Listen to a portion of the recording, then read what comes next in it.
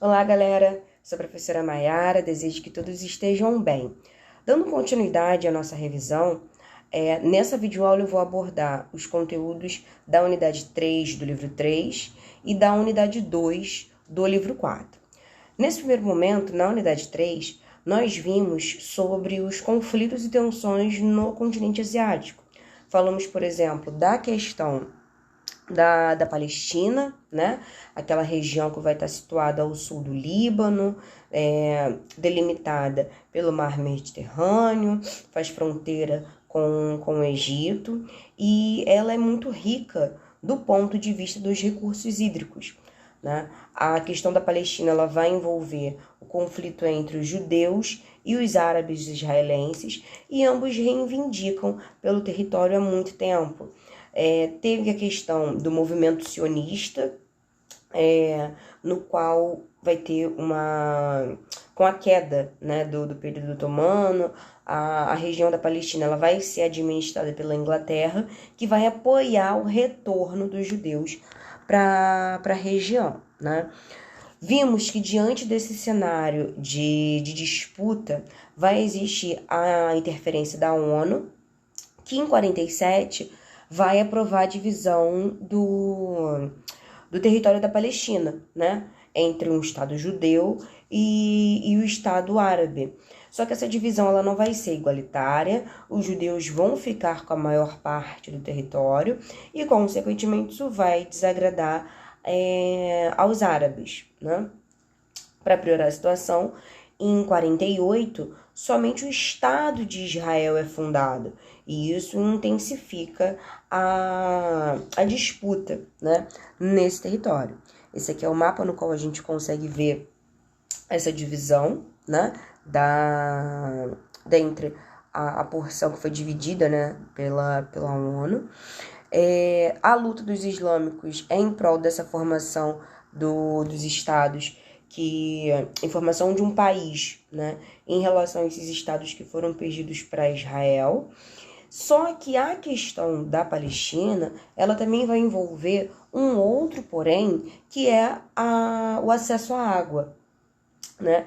É uma região que vai estar estabelecida pelos poucos recursos hídricos, né? E a água, sem sombra de dúvida, vai se tornar um elemento de disputa. O território da Palestina ele é cortado pelas águas do Rio Jordão, que, por sua vez, vai ser alvo do interesse dos judeus. Desde 73, Israel ocupa os territórios sírios, onde tem as nascentes do Rio Jordão, né? E o território da Cisjordânia é o único acesso à água da região. Por isso, os judeus eles não vão permitir a formação do Estado da Palestina. Nesse mapa aqui a gente consegue identificar isso melhor, né? Porque com a formação do Estado da Palestina, automaticamente o acesso à água vai ser prejudicado, né? E aí você vê o contexto. Além dessas questões, além desses conflitos, a população da Palestina ela ainda vive em péssimas condições. É uma economia em colapso, totalmente dependente da comunidade internacional, que vai agravar ainda mais esses contextos na região. Depois a gente viu sobre a invasão do Afeganistão e a guerra no Iraque, né, precedida pelo ataque de 11 de setembro. Após isso, o governo dos Estados Unidos vai começar a guerra ao terror, né, o combate ao eixo do mal identificado como o Iraque, como o Irã, a Coreia do Norte, todos aqueles intitulados enquanto ameaças para a paz mundial. Em 2001, as tropas dos Estados Unidos invadem o Afeganistão à procura dos líderes, né, da Al-Qaeda. Essa caça ao terror ela não tem grande êxito e prejudica ainda mais a população, né, que sofre com os problemas sociais, né? Aqui é uma imagem referente às tropas dos Estados Unidos no Afeganistão. Em 2011, o Osama ele foi encontrado no Paquistão, né? E a gente também tem que compreender todo um contexto por trás disso.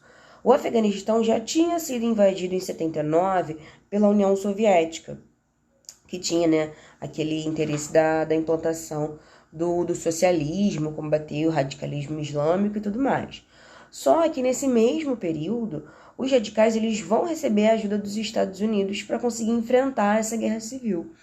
Em 89, a União Soviética se retira da região e o radicalismo islâmico vai tomar conta, né? Posteriormente, em 2003, os Estados Unidos vai invadir o Iraque, até mesmo sobre aquela alegação das armas de destruição em massa, né? Essas armas nunca foram encontradas. E a gente pode identificar que o verdadeiro interesse dos Estados Unidos era a questão do controle da região em relação às reservas de petróleo, né? Como a gente viu até na revisão passada, é uma área que possui grandes reservas de petróleo, né? Nesse contexto, a gente viu também a captura, né, do Saddam Hussein, tem também, né, todo aquele contexto, né, do genocídio, né, dos povos curdos na região, e é nesse contexto que os Estados Unidos retirou as tropas lá do Iraque. Sobre os conflitos também falamos sobre a Primavera Árabe, aquela onda de protestos contra os regimes autoritários que a gente encontra tanto no norte da África quanto no Oriente Médio. Esse movimento ele vai ter início lá em 2011 com o aumento das reivindicações, tendo em vista o estopim lá na Tunísia, quando o jovem vai até fogo no próprio corpo, né? Em muitos países vai existir um êxito, uma vez que as ditaduras vão ser rapidamente derrubadas, como o caso da Tunísia, o caso do Egito, né? Mas isso a gente não vai ver em todos os países, né? No caso da Líbia, o Gaddafi ele vai resistir bastante aos processos até ter a intervenção da ONU. No Iêmen, o Abdullah Saleh ele vai resistir também, vai gerar um clima, né, de grande tensão. A Síria enfrenta até hoje os efeitos da Primavera Árabe, que provocou uma guerra civil no país, vitimando centenas de milhares de pessoas. Falamos sobre o Estado Islâmico, que é aquele grupo terrorista, né, muito atuante no Iraque, na Síria. Ele vai nascer do rompimento das relações da Al-Qaeda. O principal objetivo do Estado Islâmico é a formação do califado, aquela liderança política e religiosa na figura do califa para conseguir implementar as leis islâmicas, né? Só que essas leis islâmicas em um aspecto muito extremista, né? Baseado na Sharia, né? A luta, né? Vamos colocar assim, né? A bandeira do Estado Islâmico é em prol da Guerra Santa, né? A Jihad, que eles chamam. E em função dessa Guerra Santa, eles vão promover atentados terroristas, sequestros, mortes de inocentes, eles provocam o medo na população, existe o estupro, a execução das minorias religiosas. Vimos sobre a Guerra Síria, né? A Síria é um país asiático localizado lá no Oriente Médio, faz fronteira com Israel, com o Iraque, com o Irã. A guerra civil ela é pautada entre as tropas do Bashar al-Assad, que tem o apoio da Rússia, e os rebeldes que possuem o apoio da Turquia, da Arábia Saudita e dos Estados Unidos. Esse conflito ele tem, infelizmente, né, um número de vítimas muito grande, de milhares de desaparecidos. É uma guerra civil que vai provocar uma migração muito forte dos sírios, seja para países, né, outros países da Europa. Muitos vieram para o Brasil também e gera um número de refugiados muito grande. Aí só para a gente relembrar, né, as concepções de emigrante, imigrante, refugiado. E imigrante com o I dá a ideia de interno. É aquele indivíduo que ele está saindo do local, ele está Desculpa, gente, ele está saindo do seu país, né? Ele está entrando, imigrante interno. Já o emigrante é quem está saindo de um território. Mas tanto o imigrante quanto o imigrante, eles vão sair, de certa forma, a gente pode identificar, né, por vontade. Porque ele está em busca de uma melhor condição de vida, ele está em busca de um emprego, está em busca de acesso à educação, uma melhor condição de vida de modo geral, né? Diferentemente do contexto do refugiado. O refugiado ele é forçado a sair do seu território. Ele pode ser um perseguido político, um perseguido religioso, um perseguido étnico. Tem um contexto no qual ele se vê obrigado a migrar do seu país em função desses aspectos, tá? Depois a gente viu sobre a independência da Índia e a disputa da Caxemira. A Índia, ela conseguiu a sua independência, né? Em 47, independência da Inglaterra. A atuação do Mahatma Gandhi foi imprescindível para o processo de independência da Índia. Ele sugeriu, né? Ele propôs a questão da oposição pacífica, sem aquele conflito armado, sem conflito direto, e essa oposição que ele fez foi por meio do não pagamento de impostos e da rejeição dos produtos e da cultura inglesa de modo geral. Nesse período, as fronteiras da Índia elas eram, né, totalmente diferentes do que a gente conhece nos dias de hoje, né? Com a independência, os islâmicos e os hindus que viviam no país, eles vão entrar em conflito, principalmente por questões políticas e por questões territoriais, motivado, né, até mesmo com a questão, né, da própria divisão da ONU entre o Paquistão Oriental e o Paquistão Ocidental. Em 47, o Paquistão e a Índia eles vão passar a disputar a região da Caxemira, tá? É uma região que vai estar relacionada à disputa de recursos hídricos. Ela vai abrigar ali o rio Indo, os seus afluentes, e essa disputa, ela posteriormente vai ocasionar entre esses dois países um incentivo à produção de armas nucleares. Depois a gente falou sobre o conflito do Tibete, né? Está localizado lá no sudeste da China, é uma região que foi dominada por vários impérios ao longo da história.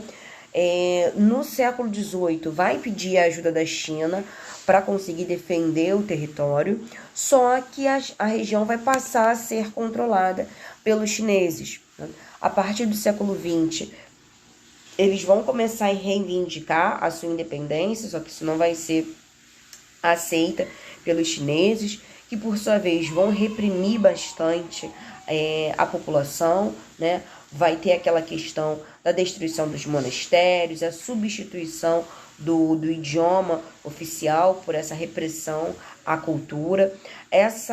Todas essas ações, né, em prol da dissolução da cultura local e, consequentemente, um enfraquecimento desse movimento separatista. A tensão ela vai promover a saída de diversos tibetanos da região, e um desses casos foi o 14º Dalai Lama, né, o líder espiritual tibetano. Por fim, a gente viu a questão da Coreia, né? No século XX, a região das Coreias ela foi dominada pelos chineses, depois pelos japoneses, que vão impor, por meio de uma repressão militar, de uma repressão de grande violência, a imposição da sua cultura.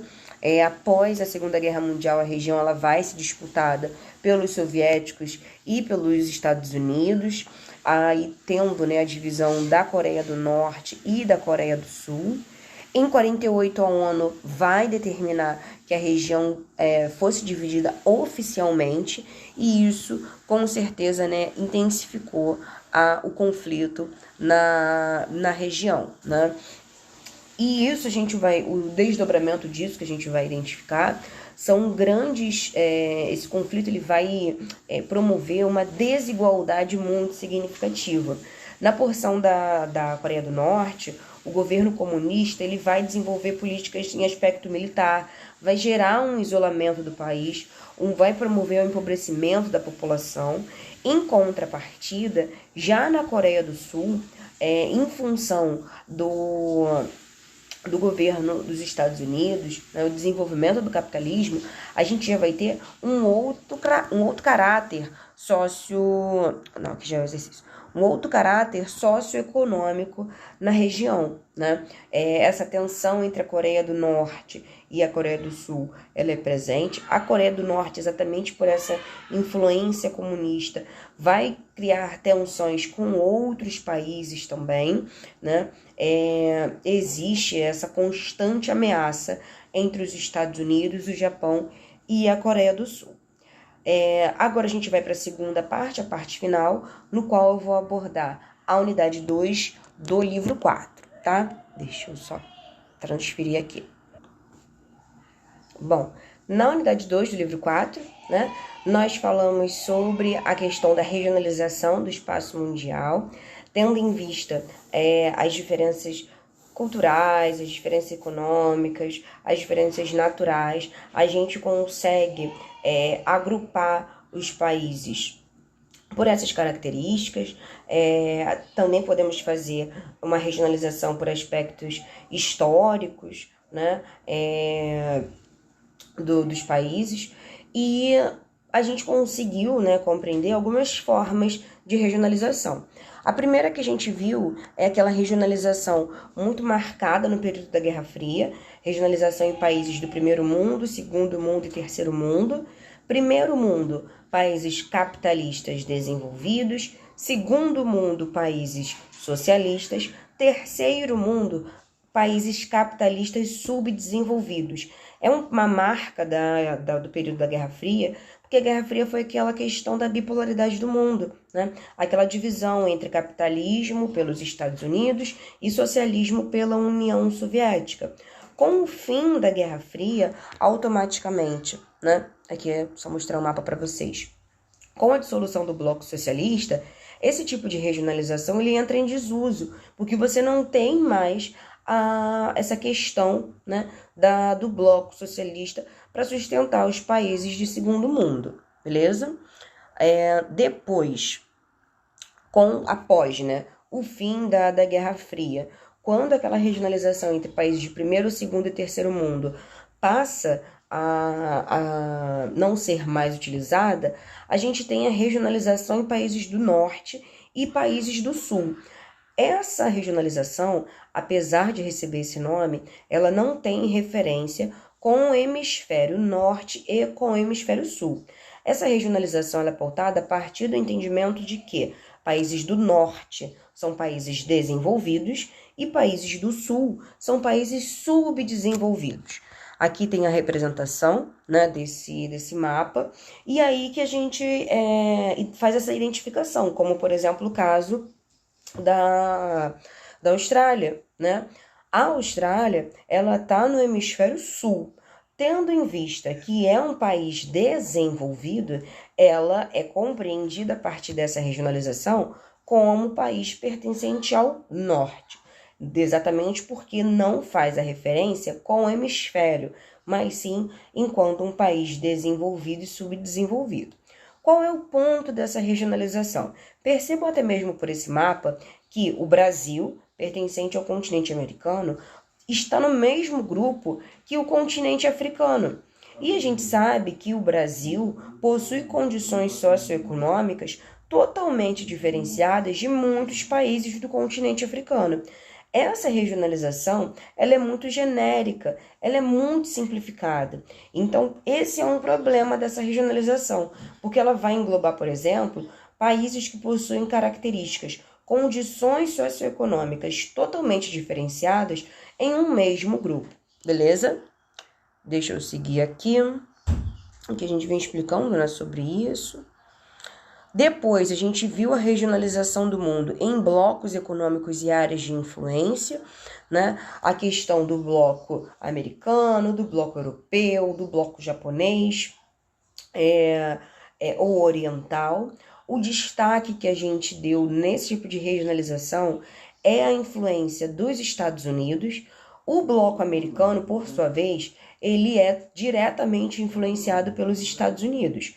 Vai ter essa influência nas Américas. Mas os Estados Unidos, ele possui uma influência para além do bloco norte-americano, do bloco americano, né? Vai pegar, por exemplo, porções aí da África, da Europa, da Ásia, exatamente pelo potencial que os Estados Unidos possuem. Potência econômica, potência militar, potência cultural, potência bélica, diversos fatores que ampliam a área de influência dos Estados Unidos para além do bloco americano. O bloco europeu, por sua vez, é influenciado pela União Europeia, né? Principalmente pela Alemanha. O bloco do Pacífico, sem sombra de dúvidas, liderado pelo Japão, é a influência tanto a leste e sudeste da Ásia, também vai captar a Oceania, né? Essa ascensão do Japão muito relacionada ao desenvolvimento econômico, ao desenvolvimento tecnológico e principalmente essa política de exportação, né, no aspecto industrial. E, por fim, nós vimos a regionalização em continentes, que é uma regionalização muito utilizada, é mais comum a gente encontrar, né, nos nossos livros didáticos, por exemplo, no qual a gente tem a divisão entre os continentes, África, América, Antártica, Oceania, Europa e a Ásia.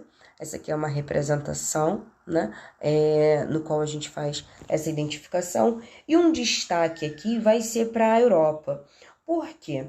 Em aspectos físicos, a Europa ela não tem essa identificação de continente, né? Porque a Europa ela vai ser identificada como uma península. É um trecho de terra que sai do continente asiático em direção ao oceano. Ela é uma península por aspectos físicos. Mas quando a gente compreende todo o contexto histórico, todo o contexto cultural dessa porção, a gente faz a identificação, sim, enquanto um continente, pela dinâmica econômica, pela dinâmica política, pela dinâmica social, cultural desse território, tá? Aqui a gente tem essa tabelinha, né, para finalizar, demonstrando a extensão, né? A maior extensão territorial é da Ásia, seguido da América, depois África, Antártica, Europa, e o menor continente é a Oceania. Tá bom, galera?